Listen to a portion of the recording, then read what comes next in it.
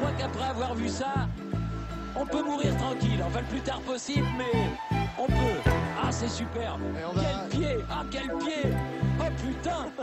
Oh là là là là là là. Wesh mes footix, bien quoi? On se retrouve aujourd'hui pour un nouveau format de vidéo. On va pas parler d'un joueur, mais on va parler d'une ville. Et cette ville, c'est la capitale du beau temps, la capitale des loyers pas chers, la capitale des transports pas chers. Mais c'est aussi une ville où le football est omniprésent. Je veux bien sûr parler de Londres.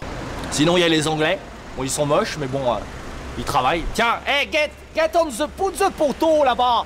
Pour commencer, il n'y a pas que deux clubs dans la ville de Londres, il n'y a pas que Chelsea et Arsenal. Il faut savoir qu'en Angleterre, il y a 4 divisions qui sont considérées comme professionnelles. Vous avez la League 2, la League 1, la Championship et la Premier League. Aujourd'hui, on va parler que de la Championship et de la Premier League. Et si ce format de vidéo vous plaît, on attaquera la League 2 et la League 1 qui sont des championnats un peu moins connus de notre public. Pour commencer, on va parler de la deuxième division, à savoir la Championship. Dans ce championnat, vous avez 4 équipes qui sont situées dans Londres ou dans sa banlieue. Vous avez Brentford qui se situe à l'ouest de la ville, QPR qui se situe également à l'ouest, Millwall qui se situe au sud-est et Fulham qui se situe dans le quartier de Fulham, logique, mais qui se situe quant à lui plus au sud-ouest. À titre d'information, en Ligue 2 en France, vous avez une moyenne de 7000 spectateurs par match. En Championship, la Ligue 2 anglaise, vous êtes à peu près à 20 000 personnes par match. On va commencer par QPR. Il faut savoir que QPR a été créé en 1882, qui fait plus de 100 ans d'existence, un peu comme certains joueurs de Ligue 1. Je veux bien sûr parler de Florent Balmont ou encore de Benjamin Nivet. Vous avez des grands joueurs qui sont passés par ce club comme Rio Ferdinand ou encore Djibril Cissé. Si vous ne connaissez pas Djibril Cissé, c'est un peu la personne qui aime les gens à forte corpulence.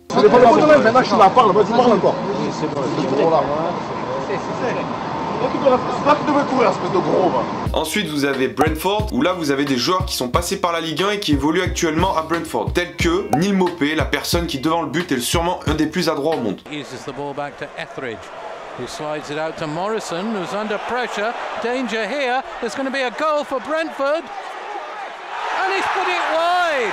Morpay's put it wide. Ensuite, vous avez Fulham. Fulham, c'est un club très historique. Faut pas oublier qu'en 2010, donc c'est il y a pas si longtemps que ça, ils ont joué une finale d'Europa League contre l'Atlético Madrid, où en face vous aviez Diego Forlán ou encore Kun Agüero. Et dans ce club de Fulham, vous avez vraiment des légendes du football qui sont passées par là, comme George Best ou encore Kostas Mitroglou.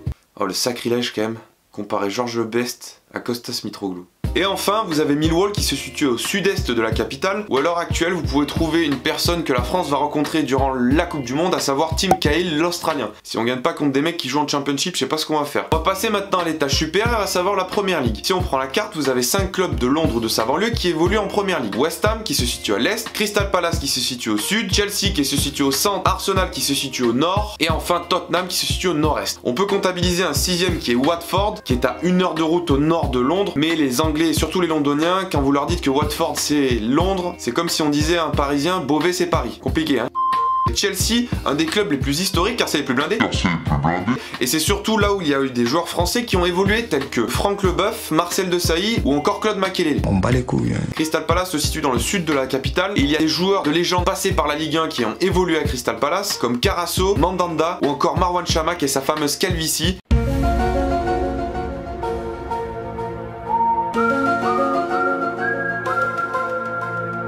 Historiquement, dans le nord de la capitale, vous avez 2 clubs, à savoir Arsenal et Tottenham. Grande rivalité de la capitale, car leur premier match date d'il y a plus de 100 ans. Benjamin Nivet. C'est pour ça que leur rivalité a un caractère historique. Dernier club, il s'agit de West Ham, qui se situe à l'est, des clubs les plus importants au niveau des arts martiaux, car vous avez notamment une des plus grandes figures de combat, à savoir Maître Lee, qui joue là-bas. I love this game. Alors où je vous parle, Fulham peut monter directement en Première Ligue, et Millwall peut jouer les barrages. Donc potentiellement, vous pouvez avoir 2 équipes supplémentaires de Londres qui peuvent évoluer en Première Ligue l'année prochaine. Pour conclure, il faut savoir que le football en Angleterre et plus particulièrement à Londres, c'est quelque chose de sacré, car ça fait partie de la culture anglo-saxonne. Comme je vous l'ai dit tout à l'heure, vous avez plus de 100 ans d'histoire au niveau du football, et c'est non seulement une passion, mais c'est surtout plus que ça. bloke once said, leave your wife, you can change your wife, change your politics, change your religion, but never can you change your favourite football team. Si vous avez envie d'en savoir plus sur cette passion footballistique au niveau de Londres, je vous conseille de regarder un reportage que Téléfoot avait fait il y a quelques temps. Ça s'appelle London This is Football. Vous pouvez le retrouver en replay sur tf1.fr. Et là, vous allez voir que honnêtement, c'est plus que de la passion. Voilà, c'est tout pour aujourd'hui. J'espère que cette deuxième vidéo vous a plu. Si c'est le cas, n'hésitez pas à me mettre un pouce bleu et à me dire en commentaire ce que vous avez aimé. Si par contre vous n'avez pas aimé, merci de me mettre un dislike et de m'expliquer pourquoi. Comme je vous l'ai dit dans la première vidéo, je débute simplement sur YouTube. Donc plus il y aura de retours, que ce soit positif ou négatif, plus ça me permettra de vous proposer des vidéos de qualité avec plus de contenu et surtout toujours autant de footixerie. N'hésitez pas à vous abonner à la chaîne de Dr Footix ou de me suivre sur les réseaux Twitter, Facebook ou Instagram. Et n'oubliez pas un truc les gars, la footixerie n'est jamais finie. On se retrouve très rapidement pour une nouvelle vidéo. Ciao!